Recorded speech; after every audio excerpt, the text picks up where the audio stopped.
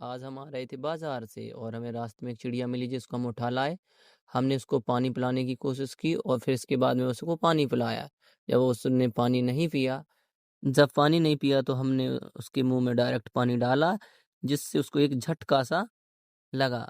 अब झटका लगते ही हमने उसको थोड़ा पानी डाला उसके ऊपर और जैसे ही पानी हमने डाल दिया था, तो हमने फिर से एक कफ़र रखा और उसमें थोड़ा पानी फिर डाला और हमने देखा कि वो पानी पीती है, पर उसने पानी नहीं पिया। जब नहीं पिया, तो हमने थोड़ा उसके ऊपर हाथ फेरा, फिर इसके बाद में उसको धूप में रखा और हम देख ही रहे थे कि धूप में वो क्या ठीक होती है, तो हमने उसको 2-4 मिनट धूप में रखा और हमने सोचा है कि शायद वो सही हो जाए।